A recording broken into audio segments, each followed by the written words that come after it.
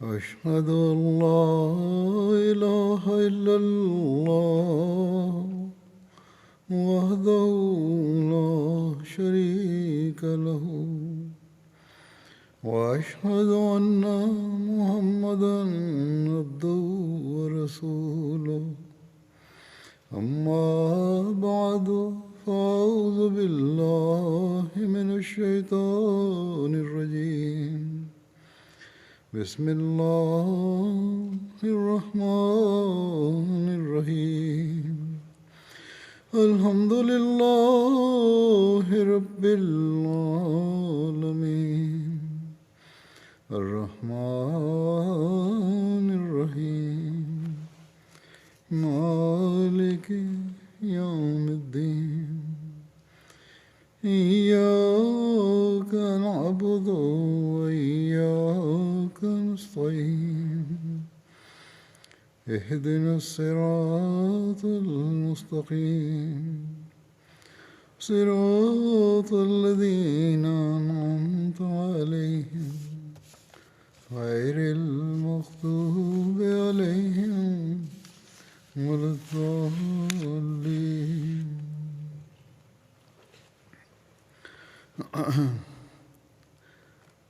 حضرت عمر رضی اللہ تعالیٰ عنہ کا ذکر ہو رہا تھا اور ان کے اسلام لانے کے بارے میں ذکر ہوا تھا.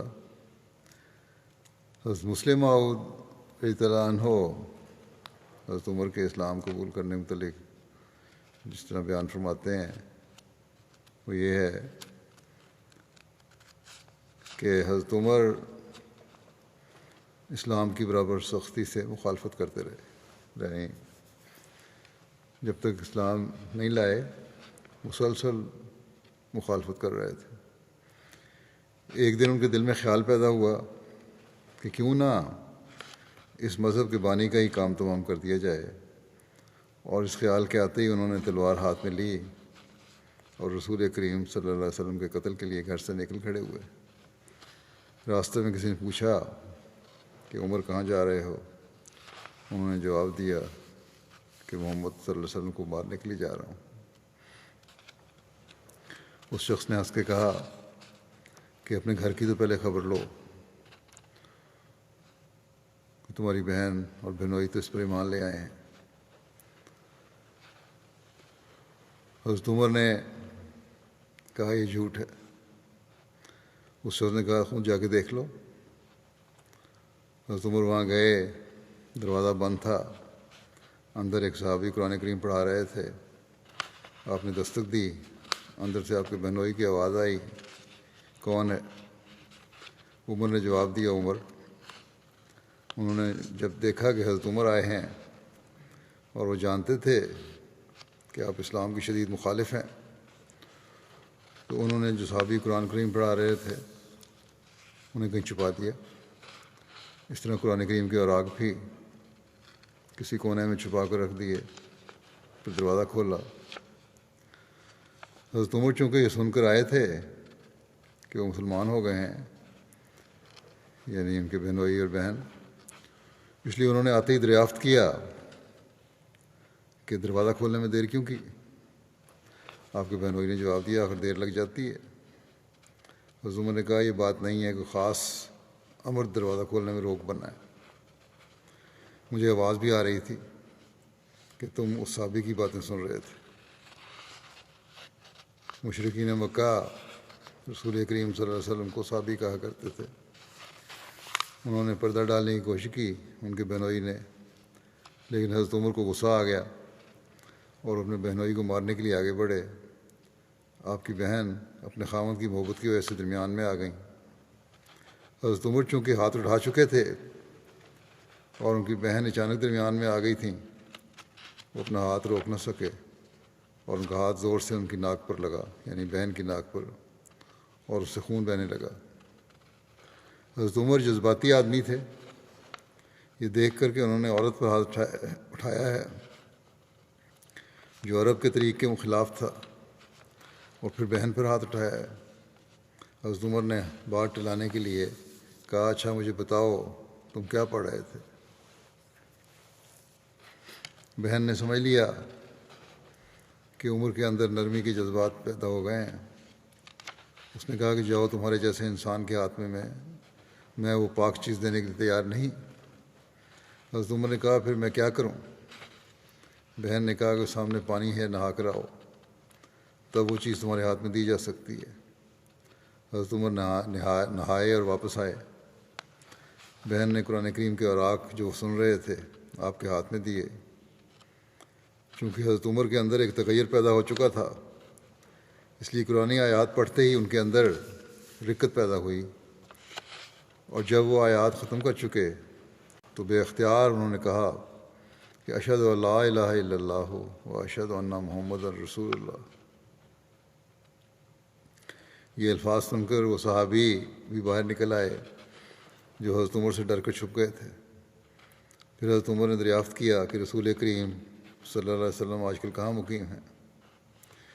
رسول اللہ صلی اللہ علیہ وسلم ان دنوں مخالفت کی وجہ سے گھر بدلتے رہتے تھے۔ انہوں نے بتایا کہ آج کل آپ دار ارقم میں تشریف رکھتے ہیں۔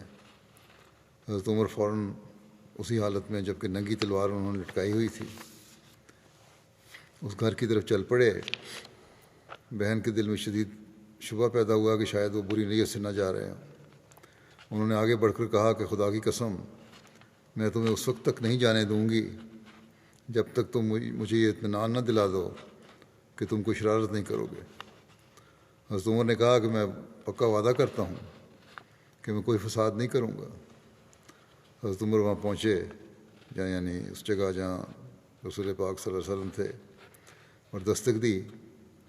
رسول کریم صلی اللہ علیہ وسلم اور صحابہ اندر بیٹھے ہوئے تھے، دینی درس ہو رہا تھا۔ کسی صحابی نے پوچھا کون؟ حضرت عمر نے جواب دیا عمر۔ صحابہ نے کہا یا رسول اللہ دروازہ نہیں کھولنا چاہیے، ایسا نہ ہو کہ کوئی فساد کرے۔ حضرت حمزہ نئے ایمان لائے تھے، وہ سپاہیانہ طرز کے آدمی تھے۔ انہوں نے کہا کہ دروازہ کھول دو، میں دیکھوں گا کہ وہ کیا کرتا ہے۔ چنانچہ ایک شخص نے دروازہ کھول دیا۔ حضرت عمر آگے بڑھے تو رسول اللہ صلی اللہ علیہ وسلم نے فرمایا عمر تم کب تک میری مخالفت میں بڑھتے چلے جاؤ گے؟ حضرت عمر نے کہا یا رسول اللہ میں مخالفت کے لیے نہیں آیا، میں تو آپ کا غلام بننے کے لیے آیا ہوں۔ وہ عمر جو 1 گھنٹہ پہلے اسلام کے شدید دشمن تھے اور رسول کریم صلی اللہ علیہ وسلم کو مارنے کے لیے گھر سے نکلے تھے، ایک آن میں اعلیٰ درجے کے مومن بن گئے۔ حضرت عمر مکہ کے رئیسوں میں سے نہیں تھے، لیکن بہادری کی وجہ سے نوجوانوں پر آپ کا اچھا اثر تھا۔ جب آپ مسلمان ہوئے تو صحابہ نے جوش میں آ کر نعرہ تکبیر بلند کیے۔ اس کے بعد نماز کا وقت آیا اور رسول کریم صلی اللہ علیہ وسلم نے نماز پڑھنی چاہیے، تو وہی عمر جو 2 گھنٹے قبل گھر سے اس لیے نکلا تھا کہ رسول کریم صلی اللہ علیہ وسلم کو مارے، اس نے دوبارہ تلوار نکال لی اور کہا یا رسول اللہ خدا تعالیٰ کا رسول اور اس کے ماننے والے تو چھپ کر نمازیں پڑھیں اور مشرکین مکہ باہر دندناتے پھریں، یہ کس طرح ہو سکتا ہے؟ میں دیکھوں گا کہ ہمیں خانہ کعبہ میں نماز ادا کرنے سے کون روکتا ہے۔ رسول کریم صلی اللہ علیہ وسلم نے فرمایا یہ جذبہ تو بہت اچھا ہے، لیکن ابھی حالات ایسے ہیں کہ ہمارا باہر نکلنا مناسب نہیں۔ لیکن اس کے بعد پھر خانہ کعبہ میں نماز بھی ادا کی گئی، جیسے کہ پہلے بھی ایک ذکر ہو چکا ہے اس کا۔ اس کو مسلم موعود نے بیان فرمایا ہے کہ ابتدائی زمانہ اسلام میں صرف 2 شخص مسلمانوں میں بہادر سمجھے جاتے تھے، ایک حضرت عمر اور دوسرے امیر حمزہ۔ جب یہ دونوں اسلام میں داخل ہوئے تو انہوں نے رسول کریم صلی اللہ علیہ وسلم سے درخواست کی کہ ہم یہ پسند نہیں کرتے کہ ہم گھروں میں چھپ کر اللہ تعالیٰ کی عبادت کیا کریں۔ جب کعبہ پر ہمارا بھی حق ہے تو کوئی وجہ نہیں کہ ہم اپنے اس حق کو حاصل نہ کریں اور کھلے بندوں اللہ تعالیٰ کی عبادت نہ کریں۔ چنانچہ رسول کریم صلی اللہ علیہ وسلم جو کفار کو فساد کے جرم سے بچانے کے لیے گھر میں نماز گھر میں نماز ادا کر لیا کرتے تھے، خانہ کعبہ میں عبادت کے لیے تشریف لے گئے، اور اس وقت آپ کے ایک طرف حضرت عمر تلوار کھینچ کر چل رہے تھے اور دوسری طرف امیر حمزہ، اور اس طرح رسول کریم صلی اللہ علیہ وسلم نے خانہ کعبہ میں علی الاعلان نماز ادا کی۔ جب حضرت عمر کے اسلام کی خبر قریش میں پھیلی تو وہ سخت جوش میں آ گئے، اور اسی جوش کی حالت میں انہوں نے حضرت عمر کے مکان کا محاصرہ کر لیا۔ حضرت عمر باہر نکلے تو ان کے ارد گرد لوگوں کا ایک بڑا مجمع اکٹھا ہو گیا، اور قریب تھا کہ بعض جوشیلے ان پر حملہ آور ہو جائیں، لیکن حضرت عمر بھی نہایت دلیری کے ساتھ ان کے سامنے ڈٹے رہے۔ آخر اسی حالت میں مکے کا رئیس اعظم عاص بن وائل وہاں آ گیا، اور اس ہجوم کو دیکھ کر اس نے اپنے سردارانہ انداز میں آگے بڑھ کر پوچھا کہ یہ کیا معاملہ ہے؟ لوگوں نے کہا عمر صاحب بھی ہو گیا۔ اس رئیس نے موقع شناسی سے کام لیتے ہوئے کہا تو خیر پھر بھی اس ہنگامے کی ضرورت نہیں ہے، میں عمر کو پناہ دیتا ہوں۔ اس آواز کے سامنے عربی دستور کے مطابق لوگوں کو خاموش ہونا پڑا، اور وہ آہستہ آہستہ منتشر ہو گئے۔ اس کے بعد حضرت عمر چند دن تک امن میں رہے، کیونکہ عاص بن وائل کی پناہ کی وجہ سے کوئی ان سے تعرض نہیں کرتا تھا۔ لیکن اس حالت کو حضرت عمر کی غیرت نے زیادہ دیر تک برداشت نہ کیا، چنانچہ ابھی زیادہ عرصہ نہیں گزرا تھا کہ انہوں نے عاص بن وائل سے جا کر کہہ دیا کہ میں تمہاری پناہ سے نکلتا ہوں۔ حضرت عمر بیان کرتے ہیں کہ اس کے بعد میں مکے کی گلیوں میں بس پٹتا اور پیٹتا ہی رہتا تھا، یعنی لڑائی جھگڑا ہی رہتا تھا، مگر حضرت عمر نے کبھی کسی کے سامنے آنکھ نیچی نہیں کی۔ حضرت مسلم موعود رضی اللہ عنہ بیان فرماتے ہیں کہ دیکھو رسول کریم صلی اللہ علیہ وسلم کے کتنے شدید دشمن تھے، مگر پھر ان پر کیسی تبدیلی پیدا ہوئی۔ نہ صرف ان کی اصلاح ہوئی بلکہ وہ روحانیت کے ایسے اعلیٰ مقام پر پہنچ گئے کہ ان کا پہنچانا بھی مشکل ہو گیا، پہچاننا بھی مشکل ہو گیا، یعنی بالکل کایا پلٹ گئی، پہچانے نہیں جاتے تھے کہ یہ وہی لوگ ہیں۔ حضرت عمر جو اسلام اور مسلمانوں کے خلاف لٹ لیے پھرتے تھے، جب انہیں اسلام لانا نصیب ہوا تو ان میں ایسی تبدیلی پیدا ہوئی کہ دنیا کے فائدے کے لیے اپنی جان جوکھوں میں ڈالنے لگے، اور دن رات اسلام کی خدمت میں مصروف ہو گئے۔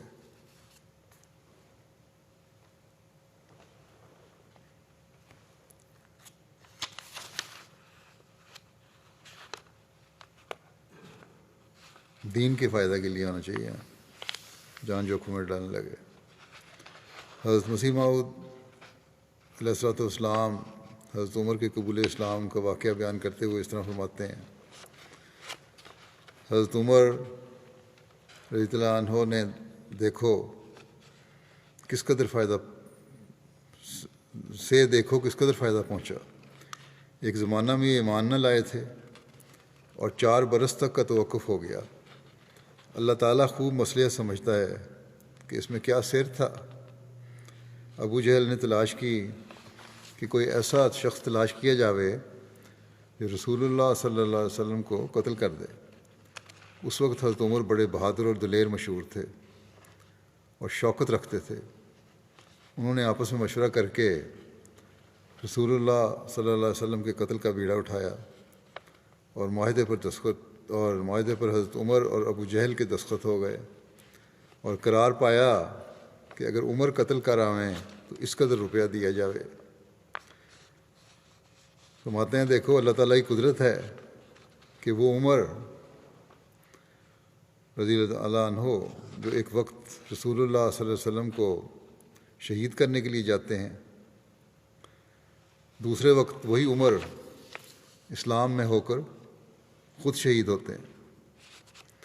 وہ کیا عجیب زمانہ تھا۔ غرض اس وقت یہ معاہدہ ہوا کہ میں قتل کرتا ہوں۔ اس تحریر کے بعد آپ کی تلاش اور تجسس میں لگے راتوں کو پھرتے تھے، یعنی آپ صلی اللہ علیہ وسلم کی تلاش میں حضرت عمر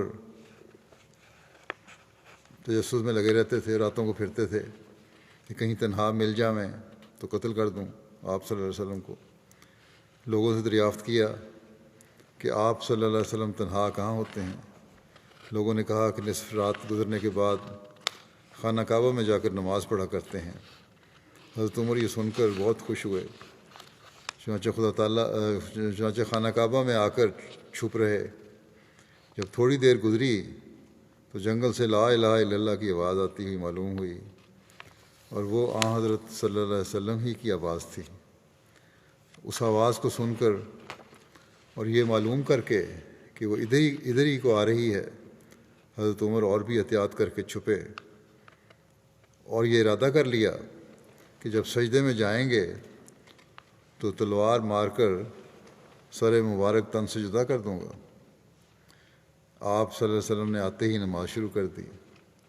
پھر اس سے آگے کے واقعات خود حضرت عمر بیان کرتے ہیں۔ حضرت مسلم موعود فرماتے ہیں کہ اس سے آگے کے واقعات حضرت عمر خود بیان کرتے ہیں کہ رسول اللہ صلی اللہ علیہ وسلم نے سجدے میں اس قدر رو رو کر دعائیں کیں کہ مجھ پر لرزہ پڑنے لگا، یہاں تک کہ حضرت صلی اللہ علیہ وسلم نے یہ بھی کہا کہ سجدہ لکا روحی و جنانی، یعنی اے میرے مولا، میری روح اور میرے دل نے بھی تجھے سجدہ کیا۔ حضرت عمر رضی اللہ عنہ کہتے ہیں کہ ان دعاؤں کو سن سن کر جگر پاش پاش ہوتا تھا۔ آخر میرے ہاتھ سے ہیبت حق کی وجہ سے تلوار گر پڑی۔ میں نے حضرت صلی اللہ علیہ وسلم کی رسالت سے سمجھ لیا کہ یہ سچا ہے اور ضرور کامیاب ہو جائے گا، مگر نفس ہمارا برا ہوتا ہے، بار بار ابھارتا ہے۔ جب آپ نماز پڑھ کر نکلے میں پیچھے پیچھے ہو لیا۔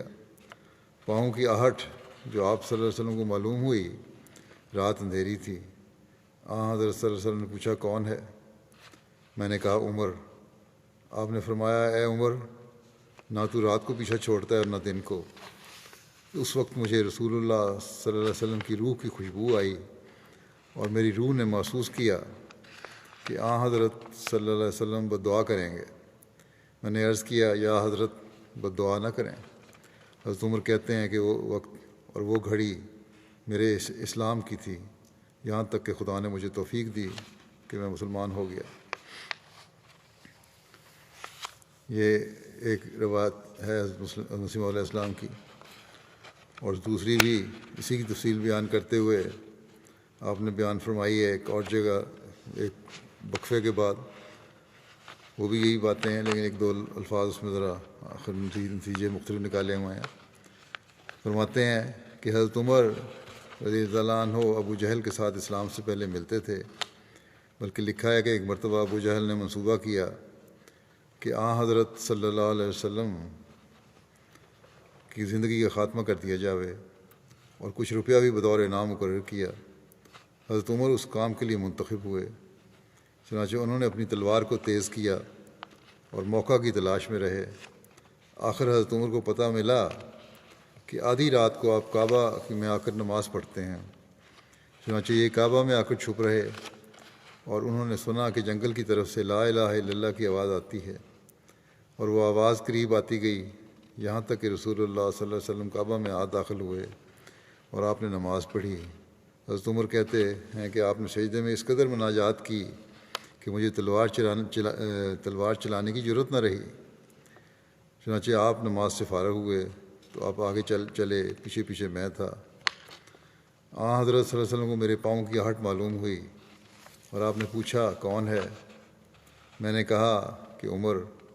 اس پر آپ نے فرمایا اے عمر، نہ تو دن کو میرا پیچھا چھوڑتا ہے نہ رات کو۔ حضرت صلی اللہ علیہ وسلم کے اس قول سے حضرت عمر کہتے ہیں کہ میں نے محسوس کیا کہ آپ بددعا کریں گے، اس لیے میں نے کہا کہ حضرت آج کے بعد میں آپ کو ایذا نہ دوں گا۔ عربوں میں چونکہ وعدے کا لحاظ بہت بڑا ہوتا ہے، اس لیے حضرت صلی اللہ علیہ وسلم نے یقین کر لیا، مگر دراصل حضرت عمر کا وقت آ پہنچا تھا۔ یہ باتیں پچھلی حوالے سے ذرا نئی ہیں۔ حضرت کے دل میں گزرا کہ اس کو خدا ضائع نہیں کرے گا، چنانچہ آخر حضرت عمر مسلمان ہوئے اور پھر وہ دوستیاں، وہ تعلقات جو ابو جہل اور دوسرے مخالفوں سے تھیں، یکلخت ٹوٹ گئے اور ان کی جگہ ایک نئی اخوت قائم ہوئی۔ حضرت ابوبکر اور دوسرے صحابہ ملے اور پھر ان پہلے تعلقات کی طرف کبھی خیال تک نہ آیا۔ ایک جگہ حضرت عمر کے قبول اسلام کا واقعہ وہی اسی طرز پہ بیان کرتے ہوئے پھر آپ نے بیان فرمایا ہے، ہلکے سے چند الفاظ مختلف ہوں گے۔ فرماتے ہیں کہ حضرت عمر کا حضرت صلی اللہ علیہ وسلم کے قتل کے لیے جانا آپ لوگوں نے سنا ہوگا۔ ابو جہل نے ایک قسم کا اشتہار قوم میں دے رکھا تھا کہ جو جناب رسالت میں آپ کو قتل کرے گا وہ بہت کچھ انعام و اکرام کا مستحق ہوگا۔ حضرت عمر نے مشرف با اسلام ہونے سے پہلے ابو جہل سے معاہدہ کیا اور قتل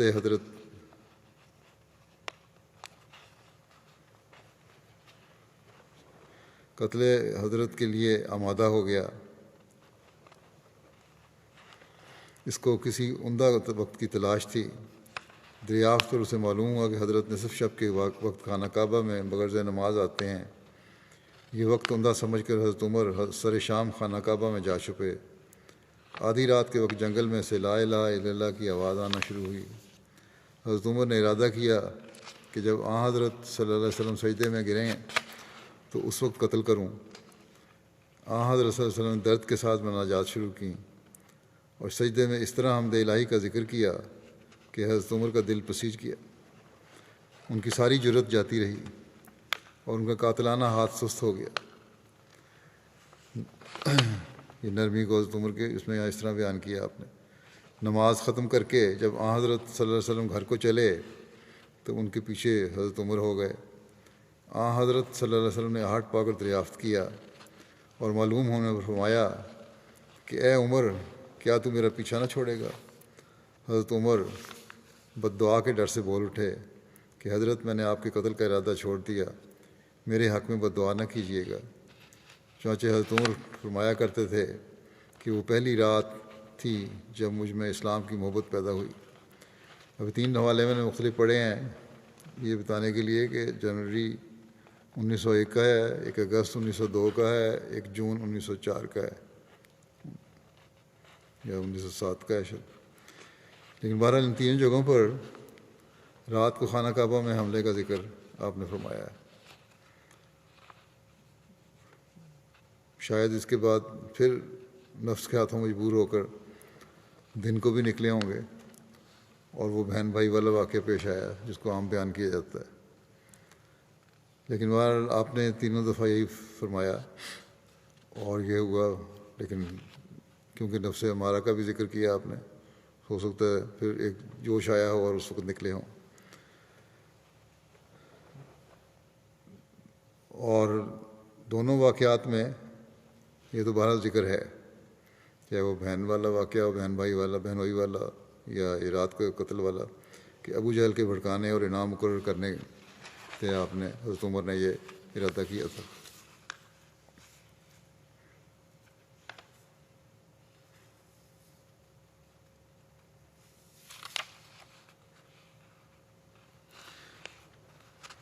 حضرت مسیح علیہ السلام فرماتے ہیں کہ ابو جہل کو فرعون کہا گیا ہے، مگر میرے نزدیک وہ تو فرعون سے بڑھ کر ہے۔ فرعون نے تو آخر کہا تھا آمنتو انہ لا الہ الا الذی آمنت بہ بنو اسرائیل، مگر یہ آخر تک ایمان نہ لایا۔ مکے میں سارا فساد اسی کا تھا اور بڑا متکبر اور خود پسند، عظمت اور شرف کو چاہنے والا تھا۔ اس کا اصل نام بھی عمر تھا اور یہ دونوں عمر مکے میں تھے۔ خدا کی حکمت کہ ایک عمر کو کھینچ لیا اور ایک بے نصیب رہا، اس کی روح تو دوزخ میں جلتی ہوگی، اور حضرت عمر نے ضد چھوڑ دی تو بادشاہ ہو گئے۔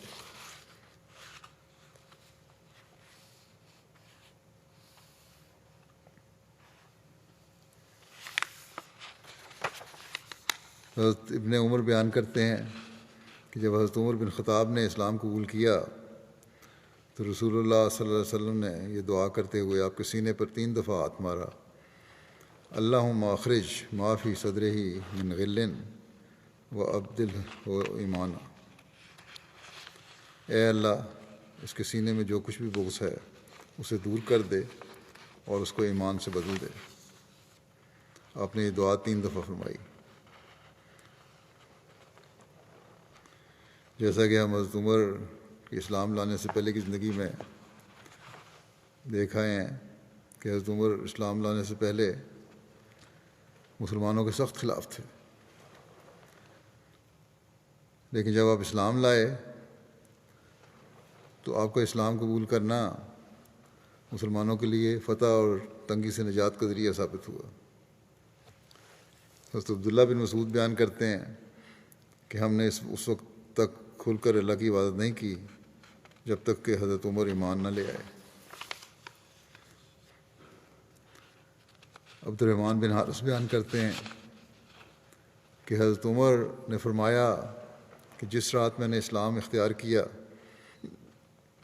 تو میں نے سوچا کہ اہل مکہ میں سے رسول کریم صلی اللہ علیہ وسلم کی عداوت میں سب سے زیادہ کون بڑا ہوا ہے کہ میں اس کے پاس جاؤں اور اس کو بتاؤں کہ میں نے اسلام قبول کر لیا ہے۔ حضرت عمر کہتے ہیں کہ میں نے سوچا وہ ابو جہل ہی ہے۔ پھر حضرت عمر نے کہا کہ جب صبح ہوئی تو میں اس کے پاس گیا اور اس کا دروازہ کھٹکھٹایا۔ آپ کہتے ہیں کہ ابو جہل میرے پاس آیا اور کہا، اے میرے بھانجے خوش آمدید۔ حضرت عمر کو اس نے کہا کہ میرے بھانجے خوش آمدید، تم کس لیے آئے ہو؟ حضرت عمر کہتے ہیں کہ میں نے کہا کہ میں تمہیں بتانے آیا ہوں کہ میں اللہ پر، اس کے رسول پر صلی اللہ علیہ وسلم پر ایمان لے آیا ہوں اور میں نے اس کی تصدیق کی ہے جو وہ لایا ہے۔ حضرت عمر کہتے ہیں کہ اس نے دروازہ مجھ پر بند کر دیا اور کہا کہ اللہ تجھ کو اور اس چیز کو جو تو لایا ہے برباد کرے۔ یہ ابو جہل کے الفاظ تھے۔ حضرت ابن عمر بیان کرتے ہیں کہ جب میرے والد حضرت عمر نے اسلام قبول کیا تو انہوں نے لوگوں سے پوچھا کہ قریش میں سب سے زیادہ باتیں پھیلانے کی عادت کس شخص کو ہے؟ انہوں نے بتایا کہ جمیل بن معمر جمحی۔ حضرت ابن عمر کہتے ہیں کہ آپ صبح صبح اس کے پاس چلے گئے اور میں بھی آپ کے پیچھے پیچھے گیا اور میں دیکھ رہا تھا کہ آپ کیا کرتے ہیں، اور میں کم عمر تو تھا لیکن جو کچھ دیکھتا تھا اس کو سمجھتا تھا۔ ابن عمر کہہ رہے ہیں یہاں تک کہ جب آپ اس کے پاس پہنچے تو اس سے کہا کہ اے جمیل، کیا تجھے معلوم ہے کہ میں نے اسلام قبول کر لیا اور دین محمد صلی اللہ علیہ وسلم میں داخل ہو چکا ہوں؟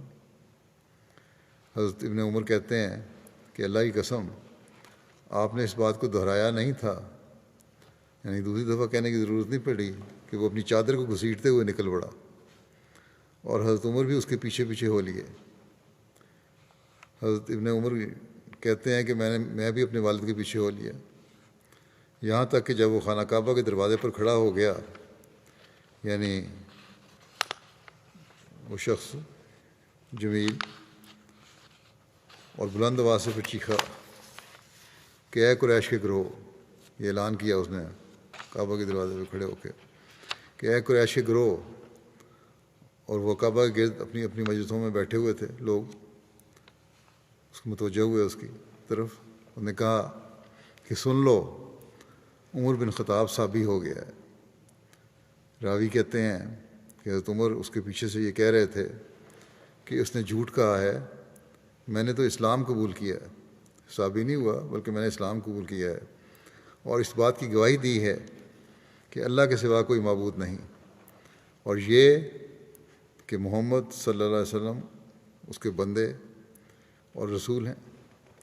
پھر قریش آپ پر جھپٹے، آپ ان سے اور آپ سے برابر لڑتے رہے، یعنی لڑائی ہوتی رہی، پھر یہاں تک کہ سورج ان کے سروں پر آ گیا۔ راوی نے کہا کہ آپ تھک گئے، یعنی حضرت عمر تھک گئے تو بیٹھ گئے اور آپ کے سر پر کھڑے ہو گئے لوگ۔ آپ کہہ رہے تھے تم جو چاہو کرو، میں اللہ کی قسم کھاتا ہوں کہ اگر ہم 300 مرد ہو گئے تو ہم اسے، یعنی مکے کو تمہارے لیے چھوڑ دیں گے یا تم اسے ہمارے لیے چھوڑ دو گے، یعنی پھر ہم آزادی سے ہر چیز کریں گے۔ راوی نے کہا کہ وہ لوگ اسی حالت میں تھے کہ قریش میں سے ایک بوڑھا شخص آیا جو یمنی کپڑے کا نیا لباس اور نقش و نگار والی قمیص پہنے ہوئے تھا، یہاں تک کہ وہ ان کے پاس آ کر کھڑا ہو گیا اور کہا کہ تمہارا کیا معاملہ ہے؟ انہوں نے کہا کہ عمر صابی ہو گیا ہے۔ اس نے کہا کہ پھر کیا ہوا؟ ایک شخص نے اپنے لیے ایک بات اختیار کر لی ہے، پھر تم کیا چاہتے ہو؟ کیا تم سمجھتے ہو کہ بنو عدی بن کعب اپنے آدمی کو اس طرح تمہارے حوالے کر دیں گے؟ اس شخص کو چھوڑ دو۔ راوی کہتے ہیں کہ اللہ کی قسم، پھر وہ لوگ آپ سے یک دفعہ الگ ہو گئے۔ حضرت عمر کہتے ہیں کہ میں نے اپنے والد سے حضرت عمر کے بیٹے کہتے ہیں کہ میں نے اپنے والد سے یعنی حضرت عمر سے پوچھا، جبکہ انہوں نے مدینہ کی طرف ہجرت کر لی تھی، بہت عرصے بعد مدینہ ہجرت کرنے کے بعد پوچھا ان سے کہ اے میرے باپ، وہ شخص کون تھا جس نے مکے میں آپ کے اسلام قبول کرنے کے دن لوگوں کو جھڑک کر آپ سے دور کر دیا تھا جبکہ وہ آپ سے لڑ رہے تھے؟ فرمایا، اے میرے پیارے بیٹے، وہ عاص بن وائل سہمی تھا۔ بخاری میں بھی ایک روایت یہ بیان ہوئی ہے، حضرت ابن عمر بیان کرتے ہیں کہ ایک بار حضرت عمر اپنے گھر میں خوفزدہ بیٹھے تھے کہ اتنے میں ابو عمر عاص بن وائل سہمی آیا، اور وہ ایک نقشدار چادر اور ایک ریشمی حاشیے دار قمیض پہنے ہوئے تھا، اور وہ بنو سہم قبیلہ میں سے تھا جو زمانہ جاہلیت میں ہمارا حلیف تھا۔ عاص نے حضرت عمر سے کہا، تمہارا یہ کیا حال ہے؟ حضرت عمر نے کہا، تمہاری قوم یہ خیال کرتی ہے کہ میں مسلمان ہو گیا تو مجھے مار ڈالیں گے۔ انہوں نے کہا کہ تم تک کوئی نہیں پہنچ سکے گا۔ میں مطمئن ہو گیا۔ جب عاص نے یہ بات کہی، عاص چلا گیا اور لوگوں سے ملا۔ یہ حالت تھی کہ وادی مکہ ان لوگوں سے بھری ہوئی تھی۔ عاص نے پوچھا، کہاں کا قصد ہے؟ انہوں نے کہا کہ ہم اس خطاب کے بیٹے کی طرف جا رہے ہیں جو بے دین ہو گیا ہے۔ انہوں نے کہا، اس کے پاس نہیں جانا۔ یہ سن کر لوگ واپس آ گئے۔ یہ جو حضرت عمر کی خوفزدہ ہونے والی بات روایت میں آتی ہے وہ صحیح نہیں لگتی۔ یہ تو حضرت عمر کی طبیعت کے خلاف بات ہے۔ ہو سکتا ہے کہ پریشانی کے آثار ہوں جسے راوی نے خوف سمجھا ہو، یا کوئی ویسے، جیسا کہ پہلے بھی ایک روایت میں آ چکا ہے کہ کچھ عرصے بعد حضرت عمر نے یہ پناہ واپس بھی کر دی تھی، اور اس کا ذکر بھی آگے بھی ملے گا۔ حضرت عمر کے اسلام قبول کرنے کی روایات کی تشریح میں عاص بن وائل سہمی کا ذکر کرتے ہوئے حضرت زین العابدین ولی اللہ شاہ صاحب لکھتے ہیں کہ حضرت عمر کے اسلام قبول کرنے سے پہلے چند لوگ جو ایمان لائے تھے ان پر سختی کیے جانے کا بھی ذکر ہے، اور بتایا گیا کہ حضرت عمر بھی مسلمان ہونے پر سختی کا نشانہ بنتے اگر عاص بن وائل سہمی انہیں اپنی پناہ میں لینے کا اعلان نہ کرتا۔ عاص بن وائل قریش کے معزز ترین اشخاص میں سے تھا اور بنو سہم قبیلہ میں سے تھا۔ اس کا نسب نامہ یہ ہے، عاص بن وائل بن ہاشم بن سعید بن سام، ہجرت سے قبل بحالت کفر ہی فوت ہو گیا تھا۔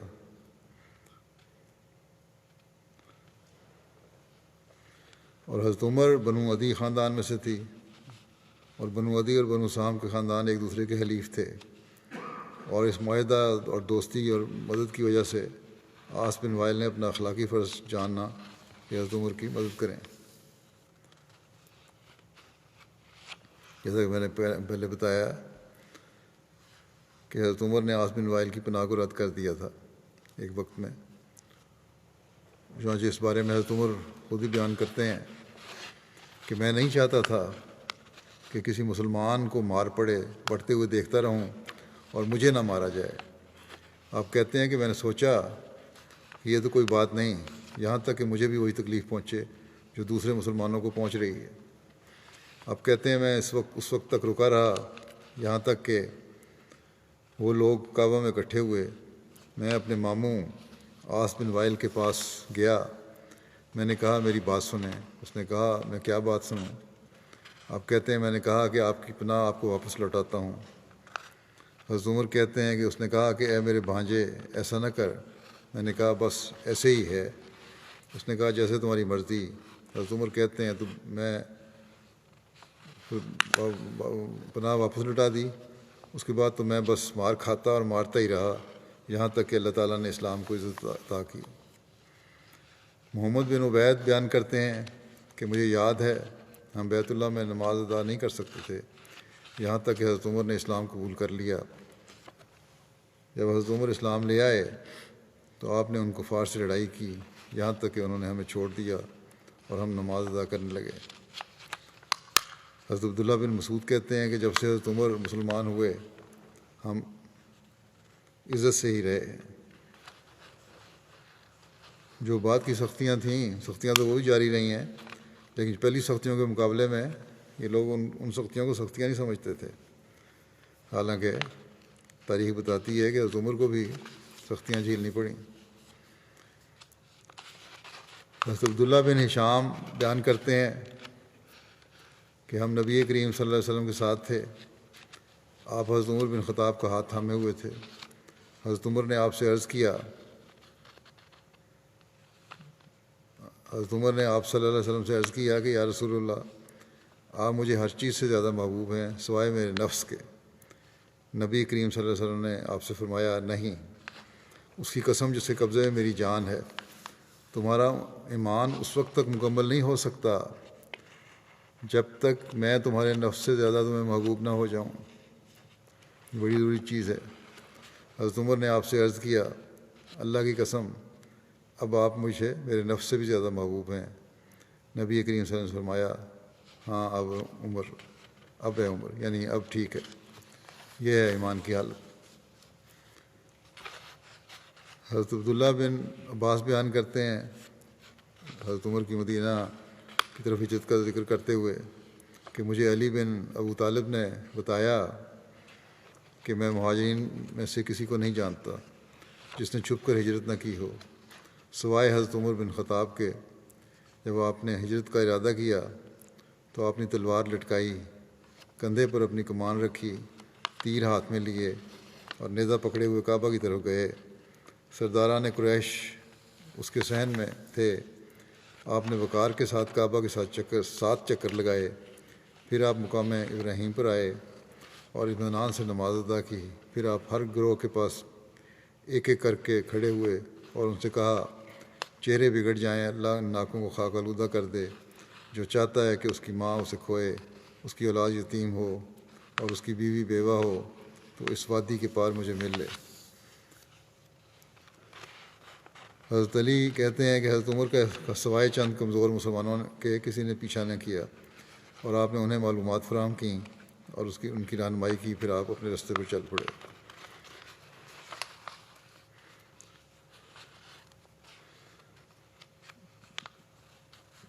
حضرت عمر کی ہجرت کے بارے میں اس طرح کھل کے ہجرت کرنے کے بارے میں حضرت علی کی صرف یہی ایک روایت ہے جو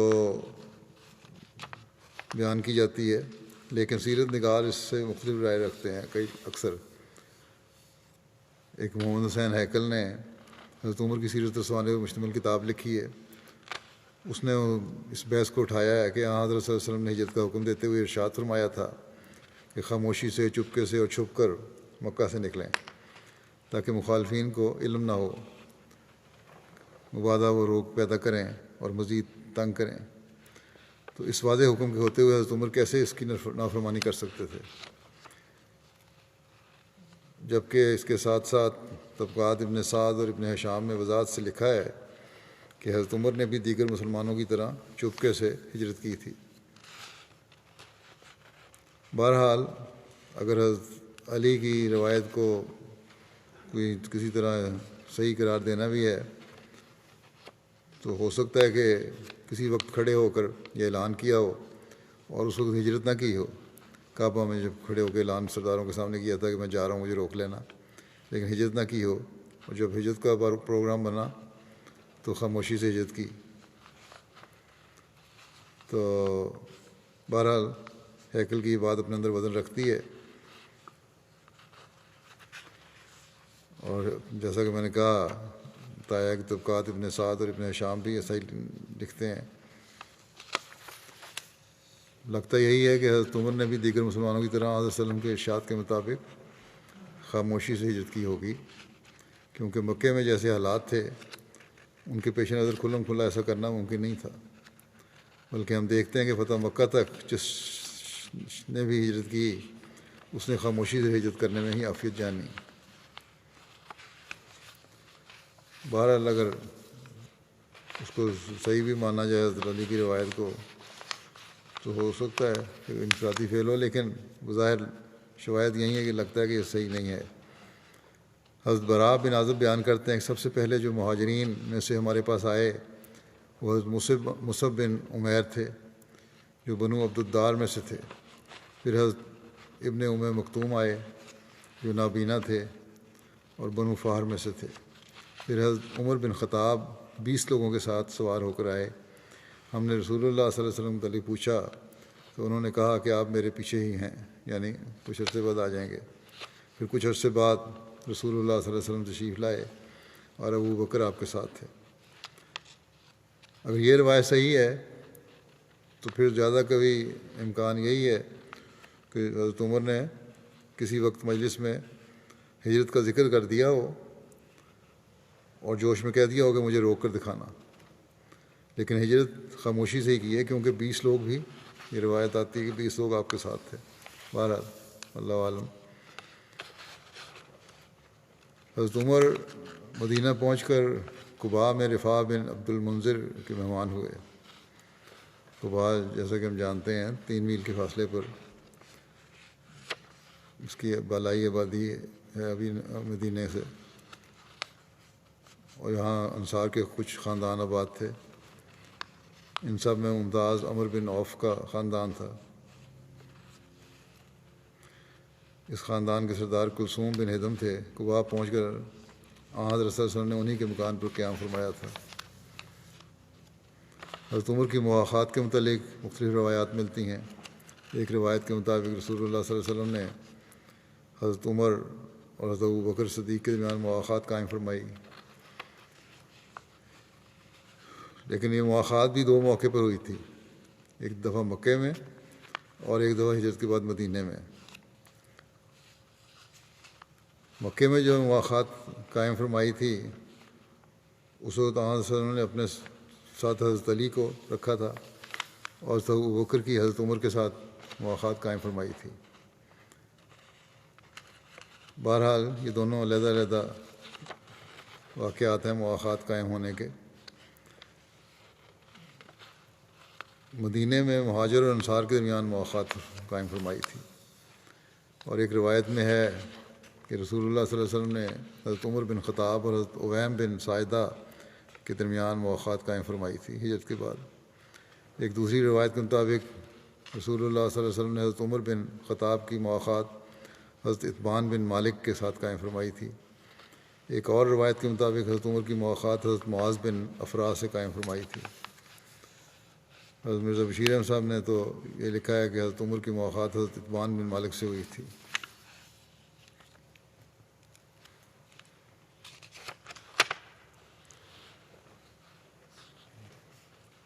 اذان کی ابتدا کے بارے میں ایک روایت یوں ملتی ہے کہ محمد بن عبداللہ بن زید اپنے والد سے روایت کرتے ہیں کہ ہم صبح کے وقت رسول اللہ صلی اللہ علیہ وسلم کے پاس آئے اور میں نے آپ کو خواب سنائی ہے۔ عبداللہ کے زمن میں ذکر بھی ہو چکا ہے، تو یہاں بھی حضرت عمر کا کیونکہ ذکر ہے اس لیے کچھ تھوڑا سا حصہ کر دیتا ہوں یا دوسری روایات میں سے دیکھ کر دیتا ہوں۔ تو آپ صلی اللہ علیہ وسلم نے فرمایا یقیناً یہ رویا سچی ہے جو خواب بیان کی، تم بلال کے ساتھ جاؤ کیونکہ تمہاری نسبت زیادہ بلند آواز والے اور منادی کرنے والے ہیں، ان کو بتاتے جاؤ جو تمہیں بتایا گیا ہے، بس وہ اس کی منادی کرے۔ وہ یعنی عبداللہ بن زید کہتے ہیں کہ جب حضرت عمر بن خطاب نے نماز کے لیے حضرت بلال کی آواز سنی تو حضرت عمر رسول اللہ صلی اللہ علیہ وسلم کے پاس اپنی چادر گھسیٹتے ہوئے آئے اور وہ یہ کہہ رہے تھے کہ یا رسول اللہ اس کی قسم جس نے آپ کو حق کے ساتھ بھیجا ہے، یقیناً میں نے بھی وہی دیکھا ہے جیسا کہ اس نے اذان میں کہا ہے۔ راوی کہتے ہیں کہ رسول اللہ صلی اللہ علیہ وسلم نے فرمایا بس تمام حمد اللہ ہی کے لیے ہے، یہ بات زیادہ پختہ ہے۔ حضرت مسلم موعود اس کو بیان کرتے ہوئے فرماتے ہیں کہ رسول کریم صلی اللہ علیہ وسلم کے زمانے میں حضرت عبداللہ بن زید ایک صحابی تھے. اللہ تعالیٰ نے ان کو رویا کے ذریعے سے اذان سکھائی اور رسول کریم صلی اللہ علیہ وسلم نے انہی کی رویا پر انحصار کرتے ہوئے مسلمانوں میں اذان کا رواج ڈالا. بعد میں قرآنی وحی نے بھی اس کی تصدیق کر دی. حضرت عمر فرماتے ہیں کہ مجھے بھی خدا تعالیٰ نے یہی اذان سکھائی تھی، مگر 20 دن تک میں خاموش رہا، اس خیال سے کہ ایک اور شخص رسول کریم صلی اللہ علیہ وسلم سے بات بیان کر چکا ہے. کیونکہ پہلے بیان ہو چکی اس لیے میں خاموش رہا، بیان کی ضرورت نہیں. اسی کی طرف رسول کریم صلی اللہ علیہ وسلم کی یہ حدیث بھی اشارہ کرتی ہے کہ المومن و یرا و یرا لہو، یعنی مومن کو کبھی تو براہ راست خبر دی جاتی ہے، کبھی دوسروں کی معرفت اسے خبر پہنچائی جاتی ہے. باقی انشاءاللہ آئندہ میں بیان کروں گا. اس وقت مختصراً میں اس طرف بھی توجہ دلانے چاہتا ہوں کہ آج رمضان کا آخری جمعہ ہے. اس کو صرف رمضان کے آخری جمعے کے طور پر نہ لیں،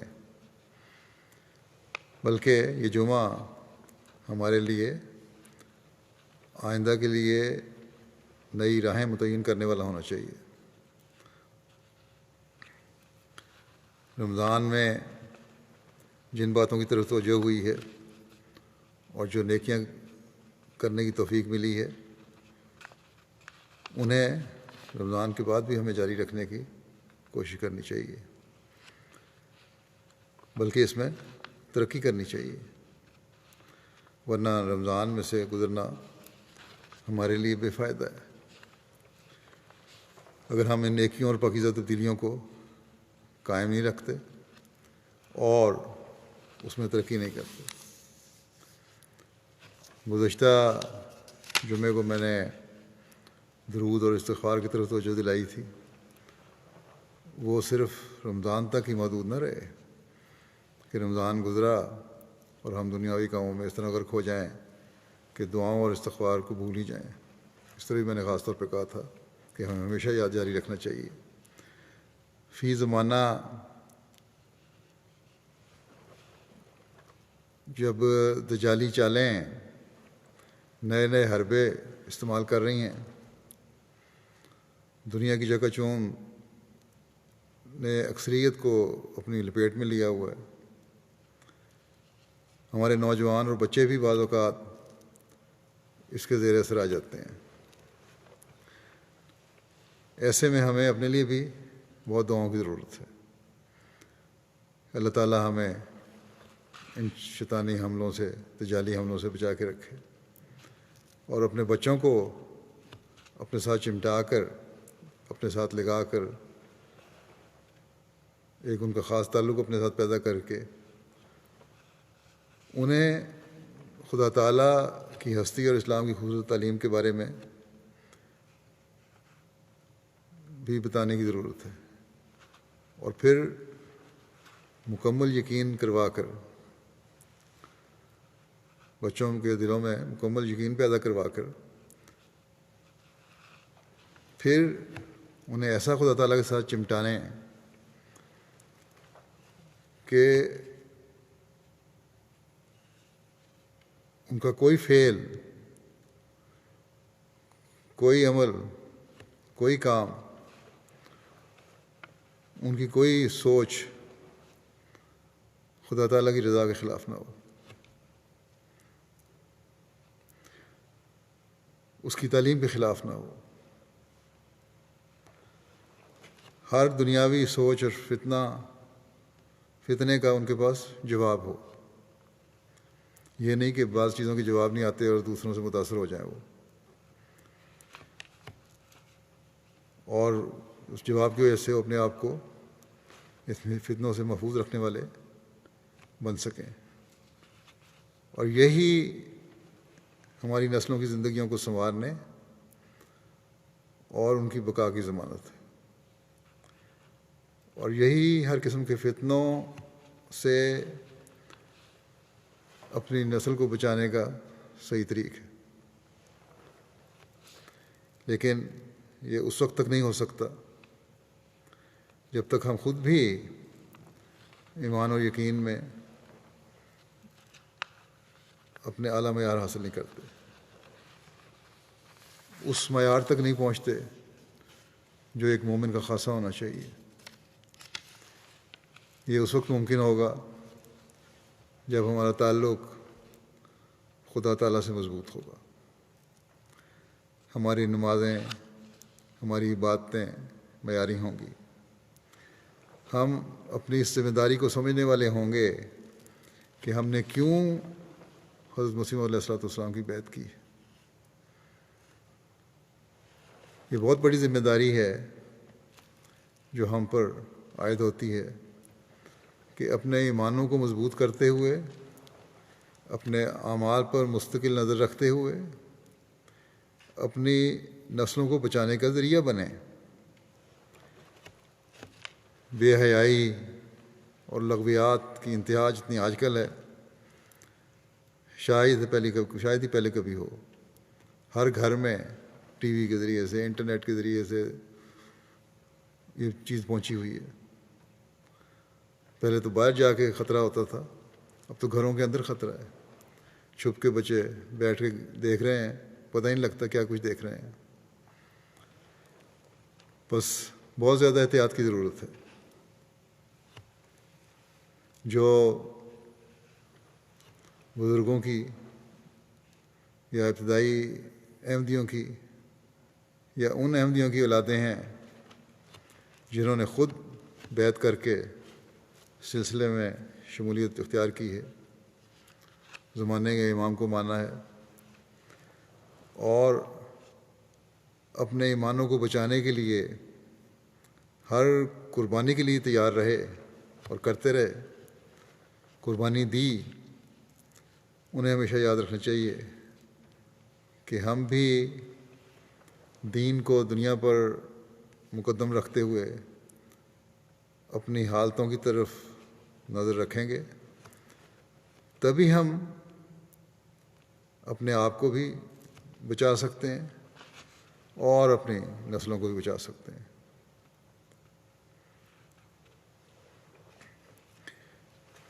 کسی خاندان، چاہے وہ کوئی خاندان ہو، بزرگوں کے خاندان ہو یا کسی بزرگ کی اولاد جو ہے، اس کا خاندان اور بزرگی یہ زمانہ نہیں دے سکتے کہ ضرور اللہ تعالیٰ انہیں نوازتا رہے گا یا ان سے راضی رہے گا. ہر شخص کا عمل بہرحال اللہ تعالیٰ کی رضا حاصل کرنے کے لیے ضروری ہے. اپنے عمل ہی ہیں جو ہمیں بچائیں گے. کسی کی رشتہ داری، کسی کا خاندان کسی کو نہیں بچا سکتا. اس لیے اس کے لیے ہمیشہ بہت دعا بھی کرنی چاہیے، اپنی دینی کمزوریوں پر نظر بھی رکھنی چاہیے، اپنے بچوں اور نسلوں کو دنیا سے زیادہ دین میں ترقی کے لیے دعا کرنی چاہیے. دنیاوی ترقی کے لیے ہم بہت دعائیں کرتے ہیں، دین کی ترقی کے لیے اس سے زیادہ دعا کرنی چاہیے. اسی طرح جو خود احمدی ہوئے ہیں انہیں بھی اپنی سوچوں کو، اپنے عمل کو اس نہج پر چلانا ہوگا، تبھی ہماری بھی بقا ہے اور ہماری نسلوں کی بھی بقا ہے. بس رمضان کے ان بقیہ ایام میں اس کے لیے بہت دعائیں کریں کہ اللہ تعالیٰ ہمارے اور ہماری نسلوں کے دین کو سلامت رکھے، ہماری روحانی ترقی ہو. رمضان کے بعد بھی ہماری باتوں کے معیار اونچے سے اونچے ہوتے رہیں، ہمارا خدا تعالیٰ سے پختہ تعلق قائم ہو، ہم دجال کی چالوں میں آنے سے محفوظ رہیں. صرف دنیاوی آسائشیں ہمارا مقصود نہ ہوں، بلکہ اللہ تعالیٰ ہمیں ان دینی اور دنیاوی نعمات سے نوازے جو ہمیں اللہ تعالیٰ کا شکر گزار بناتے ہوئے ہمیشہ اس کے آگے جھکنے والا بنائے رکھیں، ہمیشہ اس کا کامل عابد بنائے رکھیں۔ اسی طرح اس بات کی توجہ دلانا چاہتا ہوں کہ آج کل جو کرونا کی وبا پھیلی ہوئی ہے، جس نے تمام دنیا کو اپنی لپیٹ میں لیا ہوا ہے، اس سے بچنے کے لیے اور اللہ تعالیٰ کا رحم حاصل کرنے کے لیے بھی خاص طور پر بہت دعائیں کریں۔ اسی طرح خاص طور پر جن ممالک میں احمدیت کی مخالفت زوروں پر ہے اور زندگیاں ان کے لیے جیرن کی ہوئی ہیں، ان کے لیے بہت دعا کریں، اللہ تعالیٰ ان کے لیے آسانیاں پیدا فرمائے۔ پاکستان کے احمدی جو ہیں ان کو تو خاص طور پر صدقہ اور خیرات اور دعاؤں پر ان دنوں میں بھی اور بعد میں بھی ہمیشہ بہت زیادہ توجہ دینی چاہیے۔ انشاءاللہ تعالیٰ یہ دعائیں اور یہ اللہ تعالیٰ کو رضا حاصل کرنے کی کوششیں جو ہیں دشمن کے ہر ہیلے اور حربے کو ناکام و نامراد کر دیں گی۔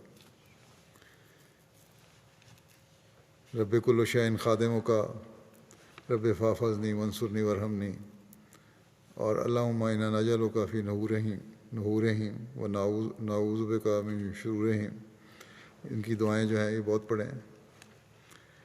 لیکن یہ بھی یاد رکھیں کہ صرف زبانی دعائیں کام نہیں آتی۔ لوگ خطوں میں پوچھ لیتے ہیں کون سی دعا کروں میں۔ جب تک ہم اپنی نمازوں کو سنوار کے نہیں پڑھیں گے، جب تک ان کے حق نہیں ادا کریں گے، ساری منہ سے صرف دعائیں کرنا کام نہیں آتا۔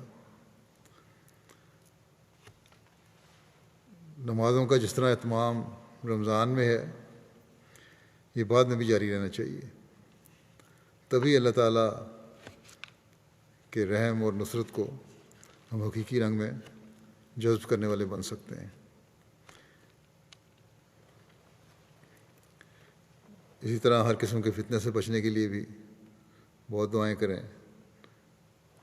اللہ تعالیٰ ہمیں توفیق دے کہ ہم اس رمضان میں بقایا 4-5 دن رہ گئے ہیں کامیابی سے گزرنے والے ہوں، اور پھر اس رمضان کے بعد ان نیکیوں کو جاری رکھنے والے ہوں۔ یہ بھی یاد رکھیں کہ ہم اپنی دعاؤں کے دائرے کو جتنا وسیع کریں گے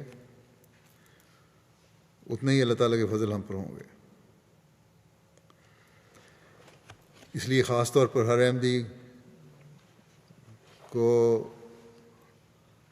احمدی کی ہر قسم کی مشکلات دور ہونے کے لیے بھی دعائیں کرتے رہنا چاہیے۔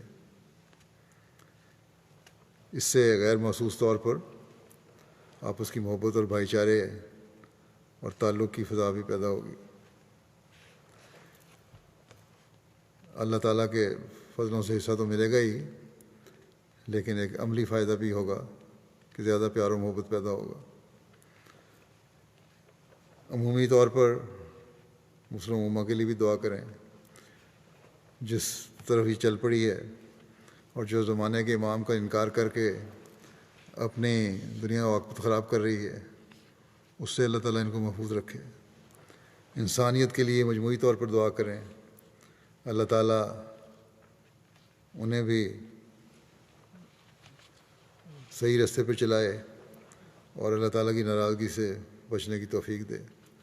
بہرحال ہمارا کام ہے دعائیں کرنا اور دعائیں کرتے چلے جانا، رمضان میں بھی اور رمضان کے بعد بھی سب کو اللہ تعالیٰ اس کی توفیق عطا فرمائے۔